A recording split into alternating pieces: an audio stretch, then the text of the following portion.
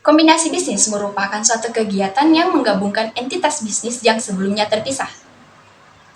Ada 3 tipe dari kombinasi bisnis, yaitu integrasi horizontal, integrasi vertikal, dan konglomerasi. Integrasi horizontal merupakan bergabungnya perusahaan yang berada pada lini bisnis dan pasar yang sama. Contohnya WhatsApp diakuisisi oleh Facebook. Integrasi vertikal merupakan bergabungnya perusahaan yang memiliki kegiatan berbeda, namun tingkat produksi dan distribusinya berurutan. Contohnya, usaha padi bergabung dengan usaha rumah makan. Konglomerasi merupakan bergabungnya perusahaan yang memiliki kegiatan yang saling tidak berhubungan dan menghasilkan barang atau jasa yang berbeda, contohnya Pertamina dan lain-lain. Adapun bentuk legal dari kombinasi bisnis ada 2. Yang pertama yaitu merger. Merger adalah sebuah penggabungan bisnis di mana entitas A dan entitas B bergabung sehingga entitas B menghilang sedangkan entitas A-nya masih bertahan. Yang kedua yaitu consolidation atau konsolidasi. Konsolidasi terjadi apabila entitas A dan entitas B bergabung dan membentuk entitas baru yaitu entitas C.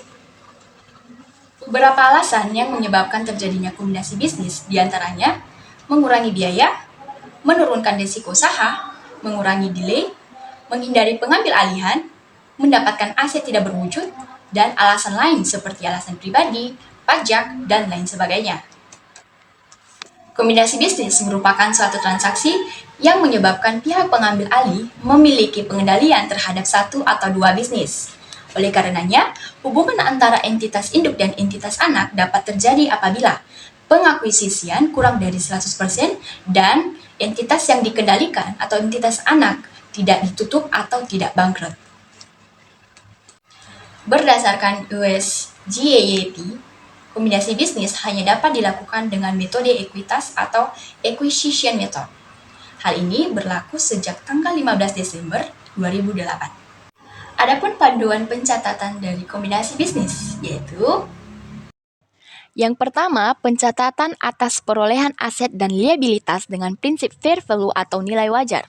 Yang kedua, biaya registrasi dan penerbitan sekuritas oleh acquirer dicatat mengurangi akun additional paid in capital atau excess of par. Yang ketiga, biaya langsung kombinasi bisnis atau direct combination cost seperti legal fees, vendor fees, dan indirect combination cost, misalnya management salaries, dicatat sebagai expense atau beban. Yang keempat, setiap gain atau loss yang terjadi dari penyerahan aset selain kas oleh perusahaan yang diakuisisi dicatat sebagai current income. Yang kelima, selisih lebih yang diperoleh dari nilai buku kas, aset selain kas, utang dan sekuritas ekuitas dengan fair value aset bersih dicatat sebagai goodwill. Dan yang keenam, keuntungan dari pembelian dengan diskon dicatat sebagai current income. Pencatatan nilai pada pengakuisisian dapat dilakukan dengan yang pertama, mengidentifikasi aset bersih yang diperoleh. Pada kombinasi bisnis, perlu dilakukan identifikasi terhadap aset berwujud. Aset tidak berwujud, liabilitas termasuk aset tidak berwujud teridentifikasi, proses riset dan pengembangan, kontraktual yang dapat dialihkan atau tidak dapat dialihkan. Yang kedua, menetapkan nilai wajar ke aset bersih. Ditetapkan dengan urutan harga pasar, present value, dan nilai estimasi. Dan yang ketiga, yaitu menghitung goodwill. Goodwill merupakan selisih lebih antara harga perolehan investasi dengan nilai wajar aset bersih yang diterima. kombinasi bisnis dalam PSAK nomor 22 diadopsi dari IFRS nomor 3 tentang business combination dan diatur dalam PSAK nomor 38 tentang kombinasi bisnis entitas pengendali. Level pengaruh merupakan presentasi dari kepemilikan saham biasa terhadap hak suara. Terdapat 3 level pengaruh, diantaranya yang pertama, level pengaruh kurang dari 20% diperlakukan tidak signifikan, dan pencatatannya menggunakan cost method atau fair value method. Yang kedua, level pengaruh 20-50% diperlakukan signifikan dan pencatatannya menggunakan equity method atau metode ekuitas. Yang ketiga, yaitu level pengaruh lebih dari 50% disebut memiliki pengendalian. Oleh karenanya, investor harus menyusun consolidation financial statement seperti yang tertera dalam PSAK nomor 65. Investor mengendalikan investe jika investor memiliki kekuasaan atas investe, eksposur dari keterlibatannya dengan investe, serta kemampuan mempengaruhi jumlah imbal hasil investor. Fair value method atau cost method. Misalnya, P membeli 2.000 lembar saham S sebesar 50.000 US dollar dan tidak memiliki pengaruh signifikan terhadap S. Maka pencatatannya adalah investment in S terhadap cash masing-masing sebesar 50.000 US dollar. Lalu apabila P menerima dividen sebesar 2.000 US dollar dari S, maka pencatatannya adalah cash terhadap dividen income masing-masing sebesar 2.000 US dollar. Pada akhir tahun, perlu dilakukan pengurangan dividen income bila diperlukan dan menyesuaikan nilai investasi ke nilai wajar. Metode ekuitas. Dengan soal yang sama, yakni P membeli 2.000 lembar saham S sebesar 50.000 US dollar dan memiliki pengaruh signifikan terhadap S. Ingat, memiliki pengaruh signifikan karena metode ekuitas hanya digunakan untuk level pengaruh yang diperlakukan signifikan. Pencatatan jurnal investasi dalam metode ekuitas hampir sama dengan metode fair value, di mana investment in S terhadap cash masing-masing sebesar 50.000 US dollar. Perbedaannya terletak pada saat P menerima dividen sebesar 2.000 US dollar dari S. Pencatatannya adalah cash terhadap investment in S, masing-masing sebesar 2.000 US dollar. Pada akhir tahun, investor akan memperoleh informasi mengenai net income yang telah diperoleh oleh S. Akuisisi bertahap merupakan akuisisi yang dilakukan secara bertahap dari segi presentasinya. Misalnya apabila sebuah perusahaan memiliki kurang dari 20% saham di tahun sebelumnya, sedangkan di tahun berikutnya memiliki lebih dari 20%, maka perlu dilakukan penyesuaian pencatatan. Dari fair value method atau cost method menjadi equity method atau metode ekuitas. Penyesuaian tersebut dilakukan karena terdapat perbedaan antara pencatatan dalam saham yang kurang dari 20% dengan saham yang lebih dari 20% hingga 50%, di mana saham yang kurang dari 20% dianggap tidak signifikan sehingga menggunakan metode fair value atau cost method, sedangkan untuk saham yang lebih dari 20% atau 20-50% dianggap signifikan sehingga menggunakan metode ekuitas. Pertumbuhan saldo laba investe adalah selisih lebih antara income dengan dividen yang diumumkan. Saldo akun investasi menggunakan metode ekuitas dihitung dengan original cost ditambah share of growth in invested return earnings dikurangi dengan amortisasi. Selanjutnya adalah penjualan ekuitas. Penjualan ekuitas merupakan kebalikan dari akuisisi bertahap dan dapat menyebabkan berkurangnya pengaruh signifikan terhadap investe. Penjualan akan mengurangi akun investasi sejumlah proporsi lembar saham yang dijual.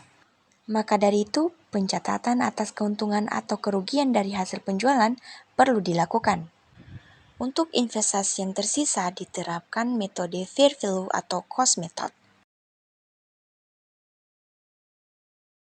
Akuisisi merupakan bentuk kombinasi bisnis yang menggabungkan antara entitas A dan entitas B, di mana keduanya tidak menghilang, melainkan membentuk sebuah konsep di mana entitas A sebagai pengendali dan entitas B sebagai pihak yang dikendalikan. Untuk selanjutnya, pihak yang mengendalikan disebut sebagai entitas induk, sedangkan pihak yang dikendalikan disebut sebagai entitas anak. Entitas induk sebagai pihak pengendali memiliki kewajiban untuk menyusun consolidation financial statement atau laporan keuangan konsolidasi, sebagaimana yang telah disebutkan di dalam PSAK nomor 65. Consolidation Financial Statement atau laporan keuangan konsolidasian merupakan laporan keuangan kelompok usaha yang di dalamnya aset, liabilitas, ekuitas, penghasilan, beban, dan arus kas entitas induk dan entitas anak disajikan sebagai suatu entitas ekonomi tunggal. Kebijakan dan hal-hal pengecualian dalam konsolidasian harus diungkapkan oleh entitas induk melalui laporan keuangan konsolidasian. Hal-hal yang perlu dilakukan dalam penyusunan laporan posisi keuangan konsolidasian yaitu mengeliminasi akun investasi di entitas anak pada pembukuan entitas induk, Mengeliminasi akun ekuitas entitas anak seperti common stock, menyesuaikan akun aset dan liabilitas atas semua saldo ekses yang belum diamortisasi, mencatat goodwill bila ada, dan mencatat non-controlling interest bila ada. Dalam konsep pengendalian, pihak yang dikendalikan disebut sebagai entitas anak. Entitas anak muncul karena adanya perusahaan lain yang memiliki pengendalian atas saham biasa dengan hak suara yang beredar. Pada akuisisi 100%, Investe atau entitas anak tetap melanjutkan kegiatan operasionalnya sebagai entitas hukum yang terpisah dan tetap menyiapkan laporan keuangannya tersendiri. Entitas anak tidak perlu dilakukan pengonsolidasian apabila 1. Pengendalian tidak diberikan kepada pemilik mayoritas. 2. Joint ventures, yaitu sistem kerjasama dengan kesepakatan-kesepakatan yang telah disetujui oleh kedua belah pihak untuk mencapai tujuan bersama. 3. Groups of assets yang tidak berhubungan dengan bisnis. 4. Kombinasi di antara entitas dalam pengendalian bersama. 5. Akuisisi perusahaan bertujuan mendapat laba dengan entitas non-laba. Non-controlling interest atau kepentingan non-pengendali merupakan entitas induk yang memiliki pengendalian pada entitas anak kurang dari 100%. Kepentingan non-pengendali sendiri merepresentasikan pemegang saham minoritas. Menyiapkan kertas kerja. Terdapat 3 laporan yang dimasukkan ke dalam kertas kerja. Di antaranya adalah income statement atau laporan laba rugi, statement of return earnings atau laporan laba ditahan, serta balance sheet atau laporan posisi keuangan atau sering kita sebut sebagai neraca.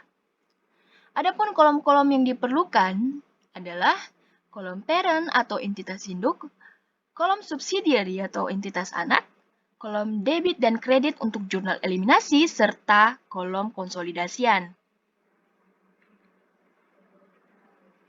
Adapun tahapan pembuatan kertas kerja, yaitu memasukkan data entitas induk dan entitas anak pada nilai buku 100%, meskipun entitas induk memiliki saham entitas kurang dari 100%.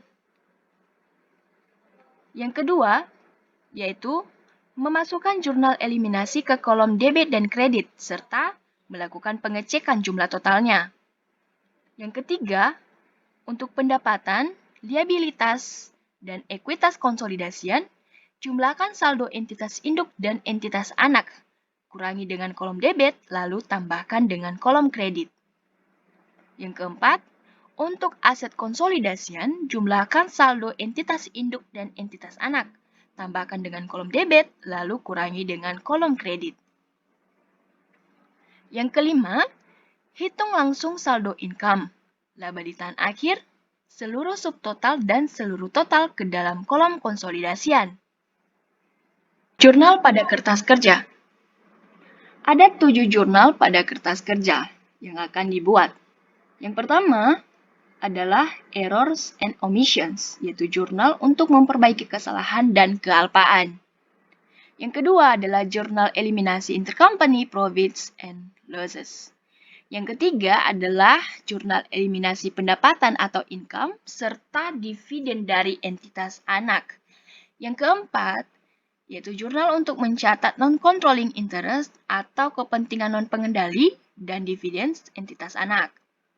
Yang kelima, yaitu jurnal untuk mengeliminasi saldo akun resiprokal investasi dan ekuitas entitas anak. Yang keenam, jurnal untuk mencatat amortisasi perbedaan nilai wajar.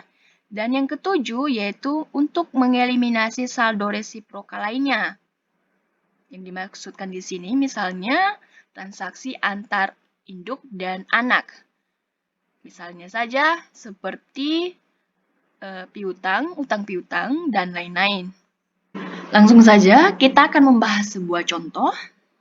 Dikatakan bahwa P membayar sebesar 176 US dollar untuk mendapatkan 80% kepentingan S pada tanggal 1 bulan 1 2016. Pada saat itu, ekuitas S terdiri dari modal saham sebesar 120 US dollar dan laba ditahan sebesar 60 US dollar. Seluruh akses dialokasikan sebagai paten dengan masa manfaat selama 10 tahun. Income dan dividen S dicatat sebagai berikut. Pada tahun 2016, net income-nya sebesar 50 US dollar, sedangkan dividends-nya itu sebesar 30 US dollar. Nah, pada tahun 2017 dicatat net income-nya itu sebesar 60 US dollar, sedangkan dividends-nya sebesar 30 US dollar. Langsung saja kita analisis. Cost of 80% of S itu sebesar 176 US dollar seperti pada soal. Kemudian implied value of S-nya dengan mempersenkan 176 US dollar dapatkan 220 US dollar.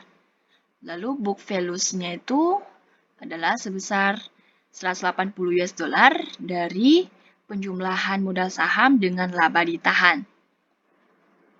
Perbandingan atau selisih dari implied value of S dengan book values didapatkan 40 US dollar yang merupakan excess, dan excess ini nantinya akan dialokasikan sebagai paten yang akan berlaku selama 10 tahun. Langsung saja, untuk patensnya itu karena berlaku selama 40 tahun, maka 40 dibagi 10, sehingga setiap tahunnya itu terjadi amortisasi sebesar 4 US dollar. Di sini dikatakan bahwa pada 1 bulan 1 2016 itu atau pada awal tahun itu patensnya masih 40 US dollar.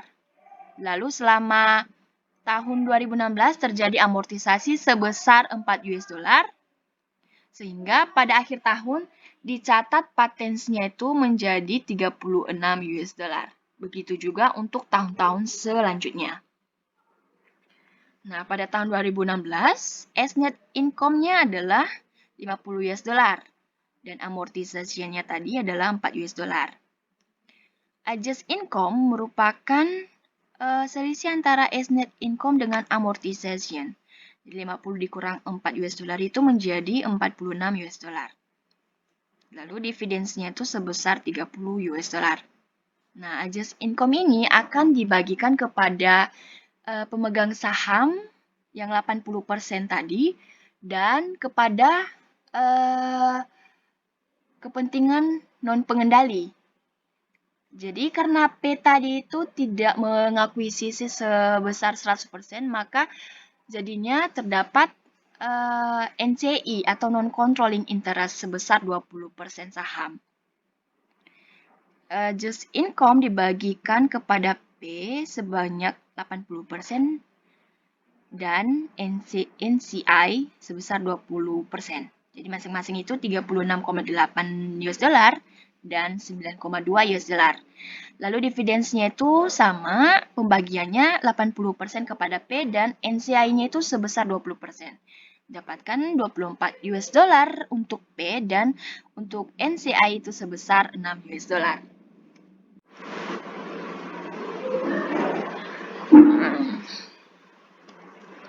Pembuatan jurnalnya. Yang pertama, jurnal errors and omissions.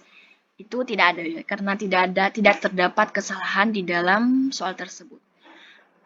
Yang kedua, jurnal eliminasi intercompany profits and losses. Tidak ada juga. Yang ketiga adalah jurnal eliminasi income dan dividen dari entitas anak. Nah, jurnalnya itu adalah income from S sebesar 36,8 US dollar.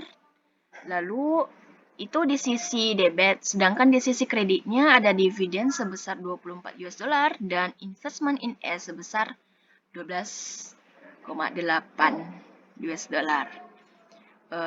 Investment in S ini merupakan selisih antara income from S dengan dividends. Lalu untuk jurnal nomor 4 yaitu jurnal untuk mencatat non-controlling interest dalam earnings dan dividends entitas anak. Jurnalnya di posisi debit ada non-controlling interest share sebesar 36 US dollar. Lalu di sisi kredit ada dividends sebesar 24 US dollar Dan non-controlling interest-nya tuh sebesar 12,8 US dollar, hampir sama dengan jurnal nomor 3. Lalu jurnal yang kelima adalah jurnal eliminasi saldo akun resiprokal investasi dan ekuitas entitas anak. Di sisi debit, terdapat capital stock S sebesar 120 US dollar, return earning S sebesar 60 US dollar, dan patensnya itu sebesar 40 US dollar. Sedangkan di sisi kreditnya terdapat investment in S sebesar 176 US dollar dan non-controlling interestnya itu sebesar 44 US dollar. Yang keenam yaitu amortisasi perbedaan nilai wajar. Nah, di sisi debitnya itu terdapat amortization expense sebesar 4 US dollar dan patensnya itu sebesar 4 US dollar. Ini untuk jurnal amortisasi tadi. Kemudian jurnal yang terakhir yaitu jurnal eliminasi saldo resiprokal lainnya. Dalam soal tersebut, berdasarkan analisisnya tidak ada atau tidak terdapat jurnal eliminasi saldo resiprokal lainnya. Errors atau kesalahan akan tampak pada saat laporan posisi keuangan konsolidasian tidak berimbang saldonya atau tidak dalam posisi balance. Nah, apabila hal ini terjadi, maka yang perlu dilakukan adalah yang pertama, melakukan pengecekan terhadap kemungkinan kesalahan yang biasanya terjadi. Biasanya, kesalahan tersebut terjadi pada penghitungan income non-controlling interest share, goodwill, dan equity non-controlling interest. Yang kedua, melakukan pengecekan jumlah debit dan kredit pada kolom penyesuaian. Yang ketiga, melakukan verifikasi kembali terhadap jumlah kolom laporan entitas induk dan kolom laporan entitas anak. Yang keempat, melakukan penghitungan ulang pada kolom konsolidasian. Menempatkan fair value. Langsung saja kita membahas sebuah soal. Di sini diketahui bahwa P membayar 360 US dollar untuk mendapatkan 90% kepentingan S pada tanggal 31 Desember 2016 pada saat ekuitas S terdiri dari modal saham 200 US dollar dan laba ditahan sebesar 50 US dollar. Yang kedua, diketahui bahwa inventory terjual pada tahun 2016, tanah dan bangunan yang memiliki masa manfaat 20 tahun tercatat undervalued, masing-masing sebesar 10 US dollar, 30 US dollar, dan 80 US dollar.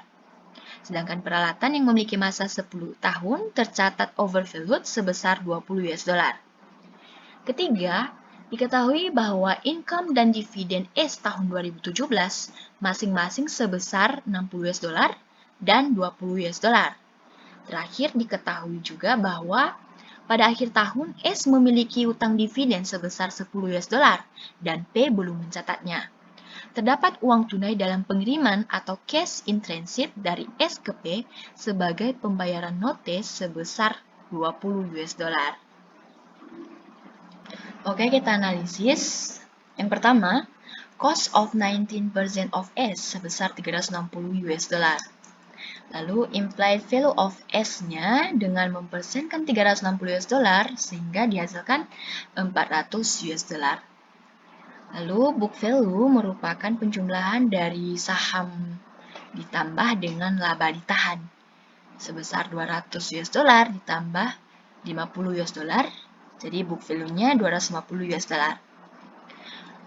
Untuk selisih dari implied value of S dengan book value-nya, timbullah excess sebesar 150 US dollar.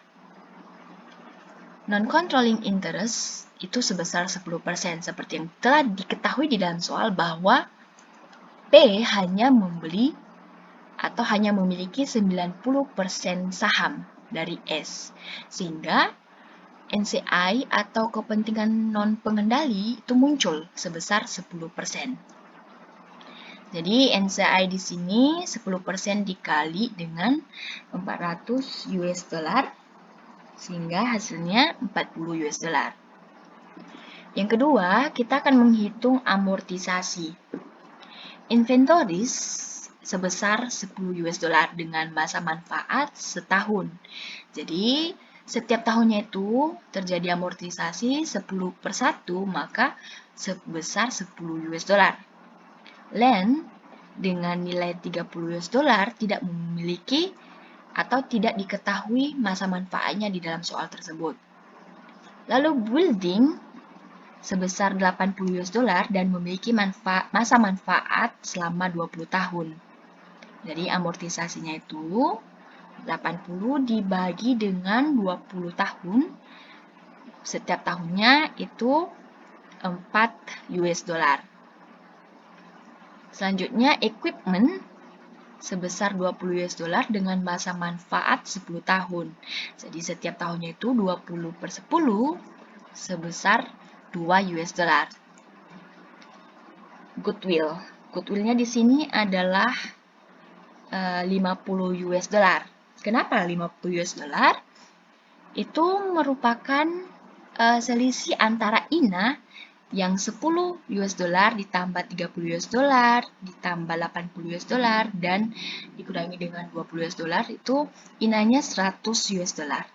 Nah, ini goodwill-nya ini selisih dari excess dikurangi dengan INA. 150 US dollar dikurangi dengan 100 US dollar menghasilkan 50 US dollar. Yang ketiga adalah kita menghitung sejak tahun 2016 pada awal pembelian.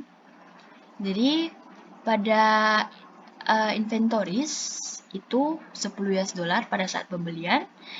Lalu amortisasi pada selama di tahun 2017 itu adalah 10 US dollar. Jadi pada akhir tahun 2017 itu inventoriesnya senilai 0 US dollar. Land memiliki nilai 30 US dollar. Amortisasinya tidak ada sehingga pada 31 bulan 12 2017 nilai land tetap sebesar 30 US dollar. Building pada awal pembelian itu sebesar 80 US dollar. Lalu selama 2017 itu mengalami amortisasi sebesar 4 US dollar sehingga pada akhir tahun 2017 nilai building tersisa 76 US dollar. Equipment memiliki nilai 20 US dollar. Itu selama pada awal pembelian. Sedangkan selama tahun 2017 itu mengalami amortisasi sebesar 2 US dollar, maka pada akhir tahun itu tercatat nilai equipment sebesar 18 US dollar. Terakhir yaitu goodwill sebesar 50 US dollar. Tidak memiliki atau selama 2017 itu tidak mengalami amortisasi sehingga pada akhir tahun 2017 nilainya tetap 50 US dollar. Ini dijumlahkan, hasilnya adalah 150 US dollar. Dan kolom amortization in 2017 juga dijumlahkan. Ini 12 US dollar jumlah amortisasinya keseluruhan. Lalu pada akhir tahun 2017 itu sebesar 138 US dollar. Nah, perlu diketahui bahwa untuk tabel yang ketiga ini merupakan dasar untuk pencatatan kertas kerja di jurnal nomor 6. Selanjutnya, pada tahun 2017, as net income itu sebesar 60 US dollar, telah diketahui di dalam soal. Lalu amortization-nya ini adalah 12 US dollar dari keseluruhan amortisasi selama 2017, 12 US dollar. Lalu adjust income itu sebesar 48 US dollar, yang nantinya itu akan di-share ke P dan NCI, di mana P itu memiliki 90% saham sehingga memiliki adjust income-nya itu sebesar 43,2. Sedangkan NCI-nya atau pemegang saham yang 10%-nya tadi itu memiliki adjust income-nya itu hanya sebesar 4,8 US dollar. Selanjutnya adalah dividends, itu sebesar 20 US dollar. akan dibagikan juga ke entitas P sama NCI. Jadi untuk entitas P atau untuk P itu 90% saham, 90% dari 20 US dollar adalah 18 US dollar. Sedangkan untuk NCI-nya sebesar 10% dari 20 US dollar, sehingga dividen untuk NCI-nya itu adalah 2 US dollar. Selanjutnya kita akan membuat jurnalnya. Jurnal yang pertama yaitu Errors and Omissions. Nah, di soal tersebut telah diketahui errorsnya, sehingga perbaikannya adalah dividends receivable di sisi debit itu sebesar 9 US dollar dan di sisi kreditnya itu investment in S sebesar 9 US dollar. Lalu di sisi debitnya kembali itu ada cash sebesar 20 US dollar dan not receivable-nya sebesar 20 US dollar juga. Jurnal yang kedua yaitu eliminasi intercompany profits and losses tidak ada. Sesuai analisis dalam soal tersebut tidak terdapat jurnal yang kedua. Jurnal yang ketiga yaitu jurnal eliminasi income dan dividen dari entitas anak. Nah, di sini ada income from S di sisi debit sebesar 43,2 US dollar dan di sisi kreditnya ada dividen sebesar 18 US dollar. Sedangkan investment in S-nya ini sebesar 25 US dollar. 25,2 US dollar itu merupakan selisih dari income from S dengan dividends. Jurnal yang keempat yaitu mencatat non-controlling interest dalam earnings dan dividends entitas anak. Di sisi debit ada non-controlling interest share sebesar 4,8 US dollar. Lalu di sisi kreditnya ada dividen sebesar 2 US dollar dan non-controlling interestnya sebesar 2,8 US dollar. Jurnal yang kelima ada eliminasi saldo akun resiprokal investasi dan ekuitas entitas anak. Di sisi debit terdapat kapital stok S sebesar 200 US dollar, return earnings S sebesar 50 US dollar, dan patensnya itu 150 US dollar.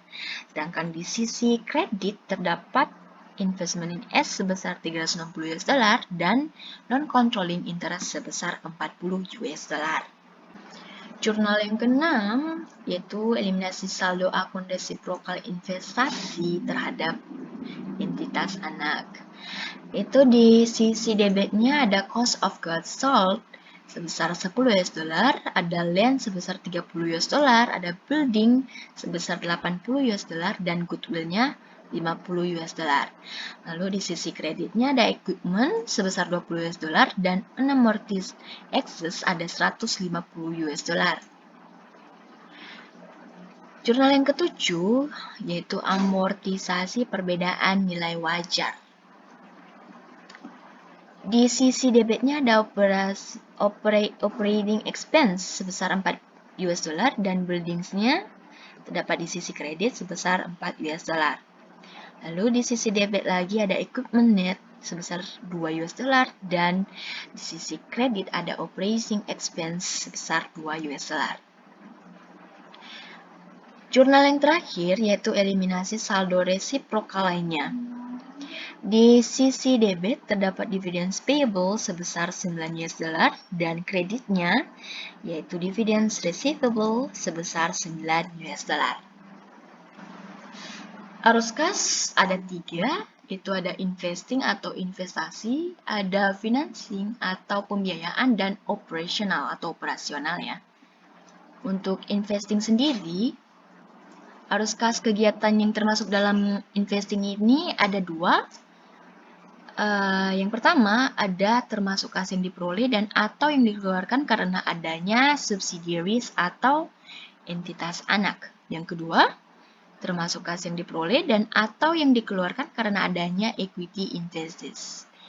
Kedua, financing atau kegiatan pembiayaan yang termasuk dividen tunai yang dibayarkan kepada non-controlling interest. Yang ketiga, operational. Arus kas operational ini dapat menggunakan 2 metode. Yang pertama ada direct method atau metode langsung. Itu termasuk dividen tunai yang diterima dari equity investors yang tidak menggunakan metode ekuitas. Lalu yang kedua ada metode indirect method atau metode tidak langsung. Nah, indirect method ini dimulai dengan controlling share of net income, lalu ditambah dengan non-controlling interest share, dan kemudian dikurangi dengan selisih dari income pada penggunaan metode ekuitas dengan dividen tunai yang diterima dari equity investors. Format kertas kerja alternatif. Format kertas kerja yang telah dibahas sebelumnya itu menggunakan bentuk laporan keuangan dasar. Jadi, di format kertas kerja alternatif ini atau dalam bentuk trial balance itu digunakan pada entitas induk dan anak dengan kolom-kolom yang dibutuhkan diantaranya parent and subsidiary adjust trial balance, yang kedua ada debit dan credit adjustments, yang ketiga ada income statement, yang keempat ada statement of return earnings, yang kelima ada balance sheet columns. Selanjutnya, berdasarkan complete equity method, net income perusahaan induk sama dengan net income dari controlling share of consolidate dan laba ditahan perusahaan induk sama dengan laba ditahan konsolidasinya. Namun, bila kesamaan ini tidak didapatkan, maka harus digunakan incomplete equity method atau metode ekuitas sebagian. Incomplete equity method ini disebabkan karena adanya penerapan metode ekuitas yang salah atau penggunaan cost method terhadap entitas anak. Kemudian, ini bukan merupakan pelanggaran terhadap GAAP sepanjang laporan yang disajikan itu atau laporan keuangan konsolidasi yang disajikan kepada para pemegang saham itu sudah benar. Lalu, pendekatan yang dapat digunakan untuk menyusun kertas kerja konsolidasian dengan metode ekuitas sebagian adalah dengan mengubah akun-akun entitas induk ke metode ekuitas sebagaimana yang telah dibahas pada kertas kerja sebelumnya. Transaksi antar perusahaan. Dalam laporan keuangan konsolidasian, transaksi dan saldo antar perusahaan harus dieliminasi, seperti yang tertera di dalam FASBA SC 18-1045-1.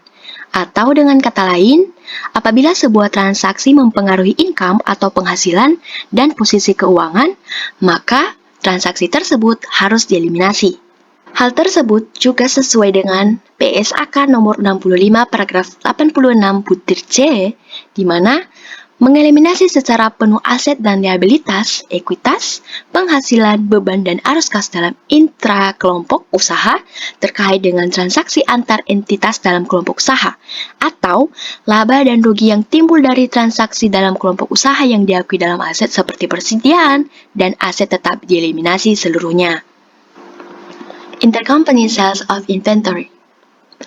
Laba dalam penjualan persediaan antar perusahaan akan diakui apabila barang tersebut telah terjualkan ke pihak ketiga, namun akan ditangguhkan apabila barang tersebut masih berada di dalam perusahaan sebagai persediaan.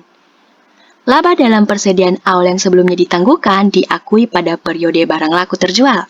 Dengan menggunakan asumsi FIFO atau first in first out, maka persediaan yang awal masuk akan dijualkan lebih dahulu. Berikut akan dibahas beberapa contoh terkait transaksi laba antar perusahaan dalam persediaan. Contoh yang pertama, di mana kasusnya adalah tidak ada laba dalam persediaan antar perusahaan. Mari kita lihat.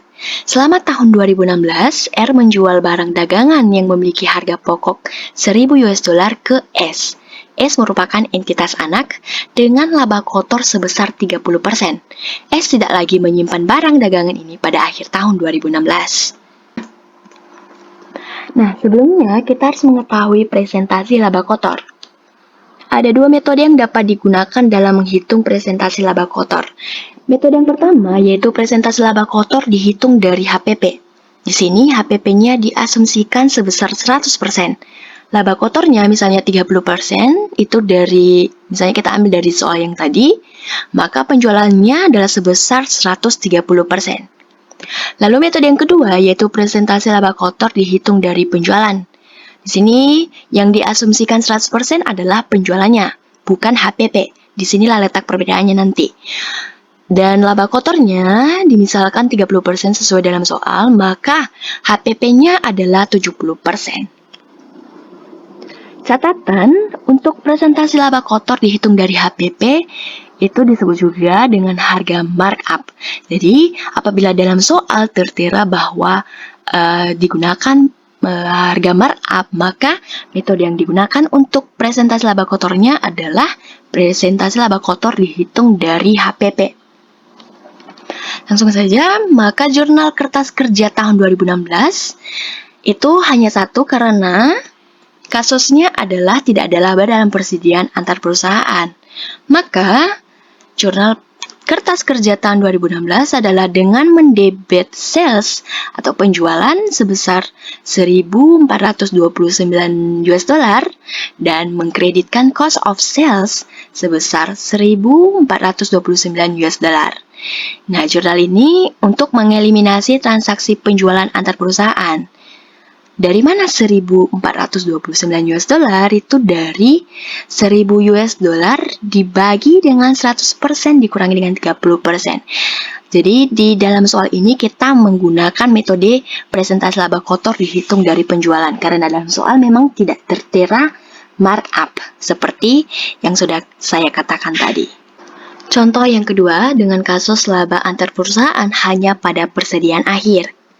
Dikatakan bahwa akhir tahun 2016, K menjual barang dagangan yang harga pokoknya 500 US dollar ke T.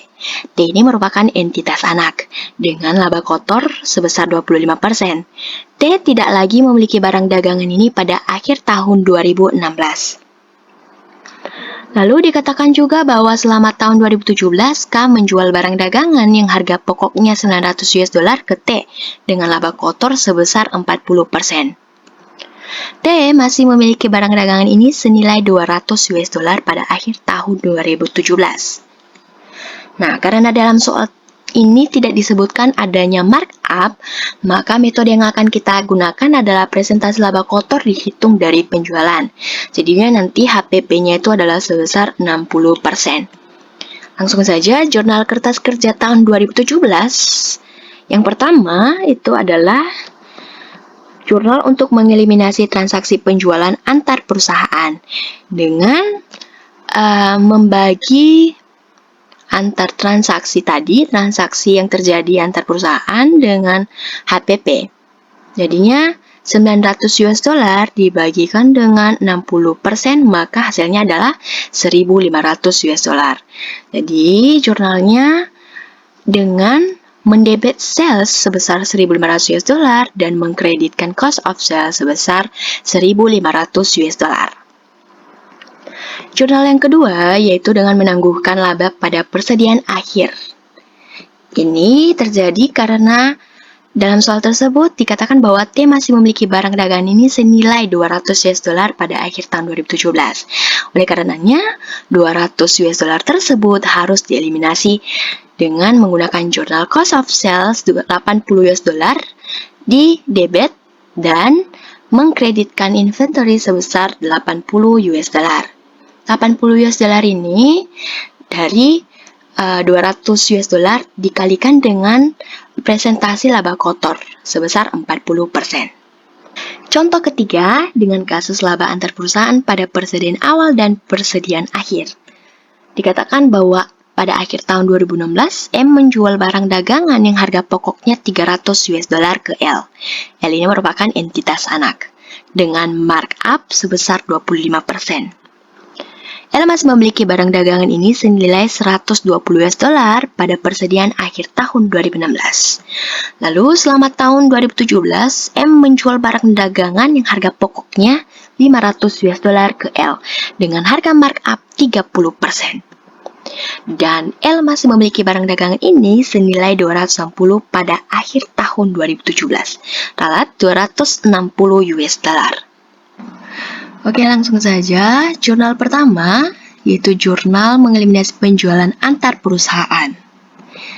Jika diperhatikan dalam soal, selama tahun 2017, M menjual barang dagangan yang harga pokoknya 500 US dollar ke L dengan harga markup 30%. Jadi, jurnal pertama ini dapatkan dengan menambahkan 500 US dollar dengan hasil perkalian 30% dikali 500 US dollar. Hasilnya adalah 650 US dollar. Jurnal pertama dengan mendebit sale sebesar 650 US dollar dan mengkredit cost of sale sebesar 650 US dollar. Jurnal kedua yaitu jurnal untuk menangguhkan unrealized profit pada inventory akhir. Di soal dikatakan bahwa L masih memiliki barang dagangan senilai 260 US dollar pada akhir tahun 2017. Jadinya, nilai 260 US dollar ini harus dieliminasi dengan markup 30% ya, karena ini terjadi di akhir tahun 2017. 260 US dollar dikalikan dengan 30% per 130%. Jadi analoginya seperti ini. 260% itu diasumsikan sebesar 130%. Namun markupnya tadi kan 30%. Oleh karenanya 260% dikali 30% dibagi 130% dihasilkan 60 US dollar. Jurnal kedua itu mendebit cost of sales sebesar 60 US dollar dan mengkreditkan inventory sebesar 60 US dollar. Jurnal ketiga yaitu jurnal untuk mengakui profit yang sebelumnya ditangguhkan dari inventory awal. Itu dengan operasi dari 120 US dollar dikalikan dengan 25% per 125%. Sama dengan 24 US dollar. 25% ini dari tahun 2016, markupnya adalah 25% ya. Jadi kenapa 120? Di sini katakan bahwa L masih memiliki barang dagangan senilai 120 pada persediaan akhir tahun 2016. Nah, nilai 120 US dollar ini pada akhir tahun 2016 akan menjadi saldo awal pada tahun 2017. Sehingga harus dilakukan pengakuan profit yang sebelumnya ditangguhkan dari inventory awal. Jurnal ketiga itu dengan mendebit investment in subsidiary sebesar 24 US dollar dan mengkreditkan cost of sale sebesar 24 US dollar. Selanjutnya adalah penjualan upstream dan downstream. Seperti yang kita ketahui bahwa dalam penyusunan laporan keuangan konsolidasi tidak terlepas dari adanya entitas induk dan entitas anak. Jadi, downstream sales ini merupakan penjualan di mana entitas induk menjualkan produknya ke entitas anak. Sedangkan upstream sales itu kebalikan dari downstreamnya, di mana entitas anak akan menjualkan produknya ke induk. Untuk jurnal kertas kerja dalam mengeliminasi laba antar perusahaan pada penjualan downstream, itu ada 3 berdasarkan kasusnya. Untuk kasus pertama seperti yang sudah dicontohkan sebelumnya, atau dalam kasus tidak ada laba dalam persediaan antar perusahaan, bisa menggunakan jurnal for the intercompany sales price, di mana jurnal ini akan mendebit sales dan mengkredit cost of sales. Lalu untuk kasus yang kedua bisa menggunakan 2 jurnal. Kasusnya di mana laba antar perusahaan itu hanya pada persediaan akhir.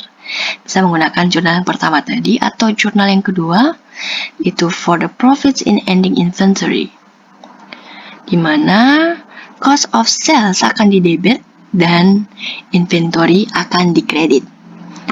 Lalu untuk kasus yang ketiga, di mana laba antar perusahaan pada persediaan awal dan persediaan akhir, itu harus menggunakan 3 jurnal.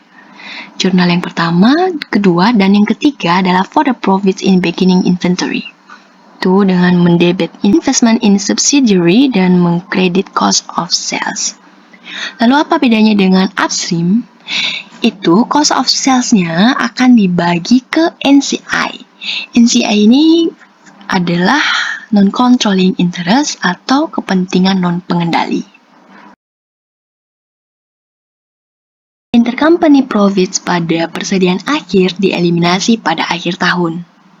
Jurnalnya yaitu dengan mendebit cost of sale dan mengkredit inventories sebesar XXX. Lalu di sini ada soal di mana P memiliki 90% kepentingan S yang diperoleh sesuai dengan nilai buku. Tidak ada amortisasi. Selama tahun berjalan, S melaporkan income sebesar 10.000 US dollar. P menjual barang dagangan ke S selama tahun berjalan dengan nilai 15.000 US dollar, termasuk laba sebesar 6.250 US dollar. S masih memegang 40% barang dagangan ini hingga akhir tahun. Kita analisis untuk unrealized profit in ending inventory, itu masih tersisa 40% ya. Jadi 40% dikali dengan laba sebesar 6.250 US dollar, hasilnya adalah 2.500 US dollar. Nah, untuk masing-masing saham ada pemegang saham 90%, itu adalah entitas P. P income from S itu 90% dikali dengan 10.000 US dollar dikurangi dengan 2.500 US dollar. Hasilnya adalah 6.500 US dollar. Lalu di samping adanya 90% karena tidak genap 100%, maka terdapat NCI share atau non-controlling share sebesar 10%. Jadinya 10% dikalikan dengan income sebesar 10.000 US dollar, hasilnya adalah 1.000 US dollar. Untuk jurnal pertama, pembukuan P untuk mencatat income atau net of unrealized profit. Di sini dengan mendebit investment in S sebesar 6.500 US dollar dan mengkreditkan income from S sebesar 6.500 US dollar. Jurnal yang kedua yaitu jurnal kertas kerja untuk mengeliminasi transaksi penjualan antar perusahaan dan laba yang belum terrealisasi. Dengan mendebit sale sebesar 15.000 US dollar dan mengkreditkan cost of goods sold sebesar 15.000 US dollar, lalu mendebit cost of goods sold lagi sebesar 2.500 US dollar dan mengkreditkan inventory sebesar 2.500 US dollar. Laba antar perusahaan di persediaan awal, di sini katakan bahwa laba dalam persediaan akhir yang belum terrealisasi pada suatu tahun akan menjadi laba dalam persediaan awal yang akan diakui pada tahun berikutnya. Kemudian, arah penjualan dan NCI. Untuk penjualan downstream itu ke entitas induk seperti yang sudah dibahas sebelumnya, begitu juga upstream, itu dari entitas induk.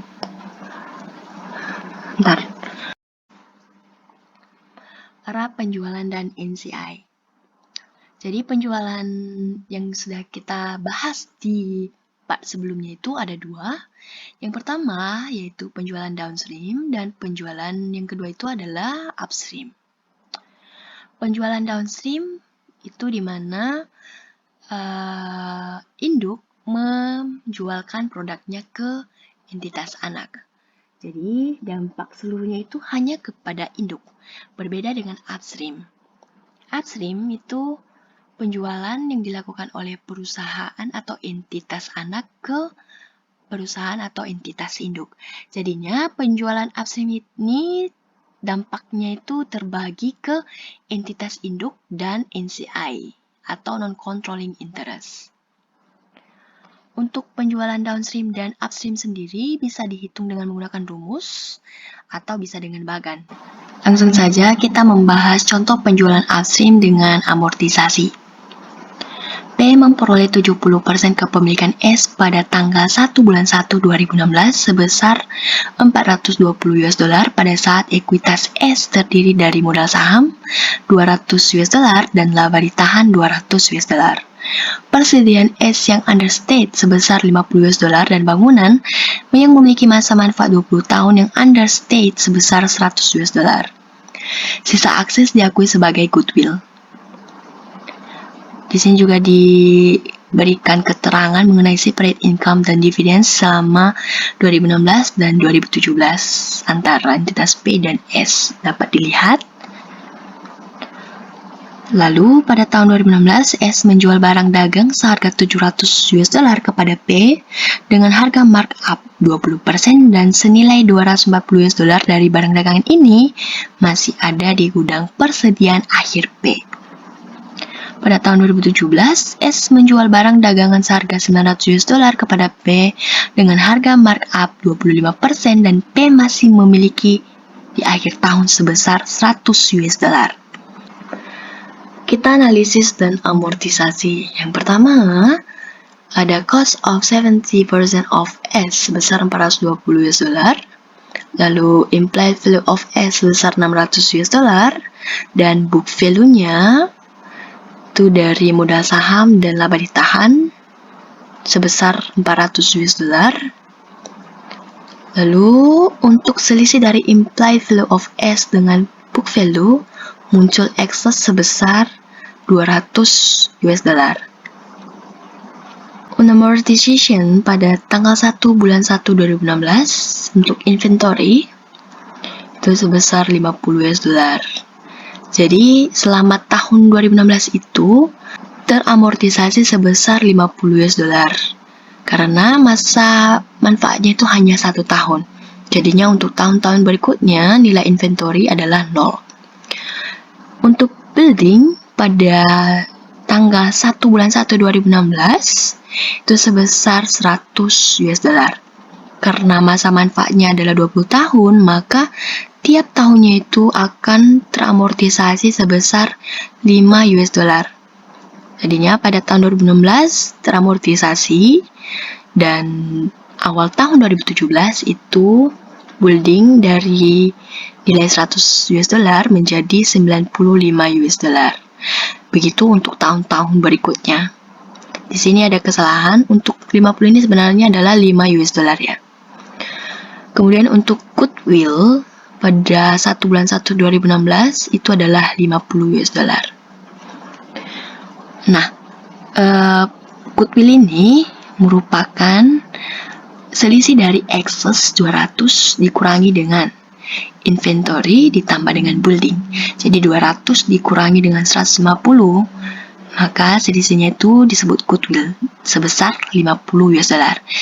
Nah, goodwill di sini juga tidak memiliki keterangan masa manfaat, jadi untuk tahun-tahun selanjutnya tidak terdapat amortisasi.